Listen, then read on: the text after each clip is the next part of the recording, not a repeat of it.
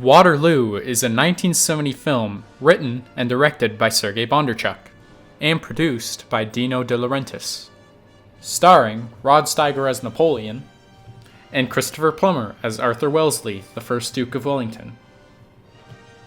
This film follows the introductory events leading up to the Battle of Waterloo in the summer of 1815, such as Napoleon's banishment to the island of Elba, and his successful return to France, where he assumes power once again as emperor, as well as the battle itself, of course. So for my first area of focus, I would like to talk about the film techniques used. It is easy to say that the director is a fan of the close-up shot, as there are many used in the film. Often, these shots effectively establish suspense, and if they were on one of the characters, were exciting and entertaining. But sometimes these shots seem very long and boring, like this scene here where the camera focuses on Napoleon's hands for about 30 seconds. If that scene was shot like this, facing Napoleon's back as he walks towards the soldiers, it would have made it 10 times better, as we can see clearly what Napoleon is up against without having to wait an unnecessary amount of time. Another technique that was frequently used was the bird's eye view, or the long shot. These were mainly used in the battle scenes to show off the immense amount of soldiers fighting each other. These were particularly well done, and they were my favorite shots in the film. The reaction shot was also used often, and they were always successful in giving emotion to the scenes.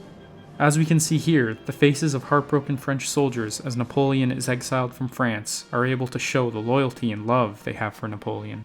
Now, other than those techniques listed, the film only used average shots, such as medium shots and flat angles.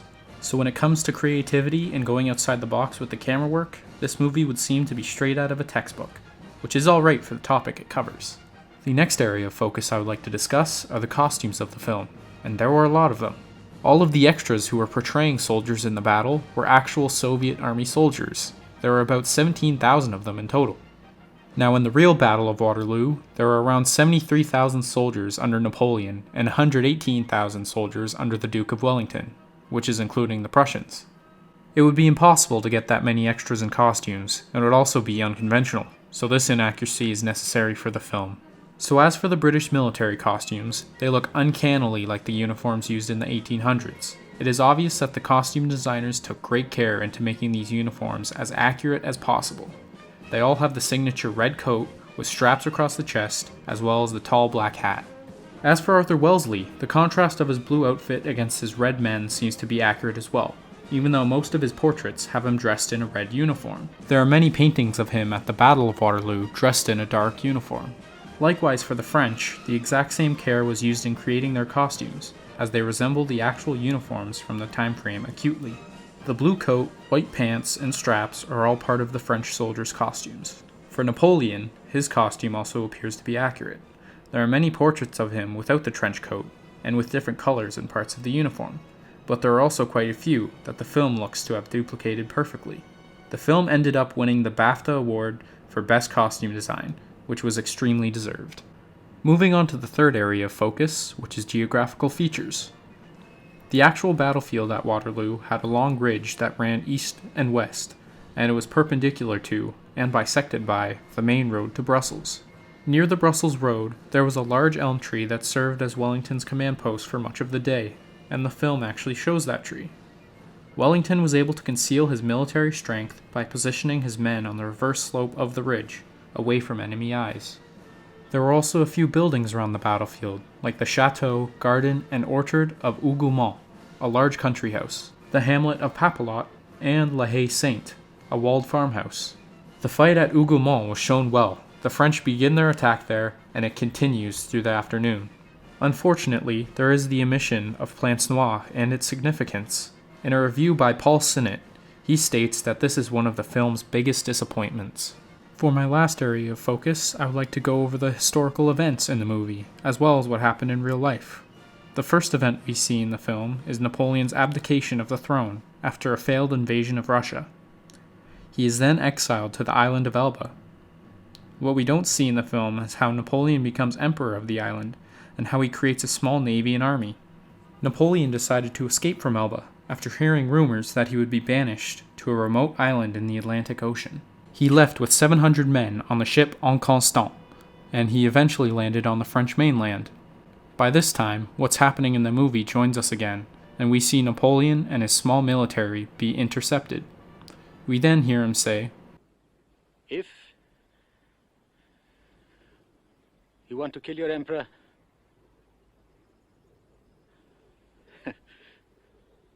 here I am. To which the soldiers respond, Vive l'Empereur, which means long live the emperor. The ensuing days consist of the rest of Europe declaring Napoleon as an outlaw, Louis XVIII fleeing from France, and Napoleon returning to Paris as emperor once again. The film at this point then transitions straight to the preparations for the battle, omitting some political events in the process, but nothing too important. The Battle of Waterloo eventually commences, and the film correctly shows the state of the battlefield after a night of rain. We see the British Allied forces stand fast against repeated French attacks, and when the Prussians arrive, Napoleon and the French army are defeated. The biggest omission of the movie was how the contribution of the Prussians was downplayed. We only see them arrive at the end of the battle to chase down the French, but in reality, the Prussians fought for hours in Plancenoit. In the end, we see the final group of French soldiers refuse to surrender, with the commander Pierre Cambronne yelling out, Merde! However, Cambronne survived through the battle and denied ever saying this. We then see a sickly and crying Napoleon being carriaged off, and that's where the movie ends. So in conclusion, I enjoyed this film, and I would give it an 8 out of 10. I can confidently say that this movie has the best battle scenes I have ever seen in a war film, and it's amazing to think that 17,000 real people had played the parts of the soldiers. I find that some of the shots look like they could be footage of the actual battle. And if I were one of the soldiers in the film, I would feel genuine fear at seeing the dressed up enemy soldiers charging towards me. Another positive of the film would be the performances of the actors. Although in many of the reviews I read of this movie stated that they were poor, especially with Rod Steiger as Napoleon. I enjoyed him as Napoleon, and was entertained by his acting. Some negatives of the film, though, would be how some scenes didn't seem like they had much significance, and were odd and unnecessary. Some of the camera work was also questionable, like the zoom in on the hands I showed earlier, or this random slow motion footage of the British cavalry when they were charging the French. It just didn't seem like a good time to slow the pace down. Most of the negatives were just little things that annoyed me, but nevertheless, this is a good movie and I would recommend watching it.